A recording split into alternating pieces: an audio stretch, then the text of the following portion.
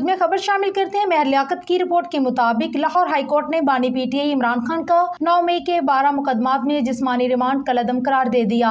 बानी पीटीआई के 12 मुकदमात में जिस्मानी रिमांड के खिलाफ दरख्वास्तों पर समाअत लाहौर हाई कोर्ट के जस्टिस तारक सलीम और जस्टिस अनवारुल हक पर मुश्तमिल 2 रुकनी बेंच ने की, जबकि केस में प्रोसिक्यूटर जनरल पंजाब ने दलाइल दिए। समाअत में जस्टिस तारक सलीम शेख ने कहा है कि आप मुलजिम को फोटोग्रामिक टेस्ट के लिए फोर्स तो नहीं कर सकते, जबकि जस्टिस अनवारुल हक पन्नू ने रिमार्क्स दिए हैं कि आपको कब ख्याल आया है कि अब मॉडर्न डिवाइसेस की तरफ जाना चाहिए। प्रोसिक्यूटर जनरल पंजाब फरहाद अली शाह ने अपने दलाइल में कहा है कि फोटोग्रामिक टेस्ट की सहूलत जेल के अंदर ही है, बाहर लेकर नहीं जाना होता। इस मौका पर प्रोसिक्यूशन को पूरा मौका ना देना ज्यादती होगी। आखिर में सारा इल्ज़ाम प्रोसिक्यूशन पर पड़ता है कि वो नाकाम रही। प्रोसिक्यूटर जनरल ने कहा है कि बानी ने ट्वीट्स से खास बयानिया बनाया।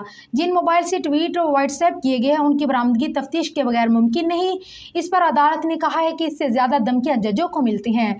जस्टिस अनवारुल हक ने कहा है कि तफ्तीशी मुलजिम को कहीं लेकर नहीं जा सकता तो ये मोबाइल बरामद कैसे करवाएगा। इसी बात पर आ जाएं, आप ये मोबाइल कैसे रिकवर करेंगे, जबकि मुलजिम तो जेल में है। बादशाह अदालत ने 12 मुकदमात में इमरान खान के जिस्मानी रिमांड के खिलाफ दरख्वास्तों पर फैसला सुनाते हुए जिस्मानी रिमांड कलअदम करार दे दिया और बानी पीटीआई की वीडियो लिंक पर हाजिरी का नोटिफिकेशन भी कलअदम करार दे दिया।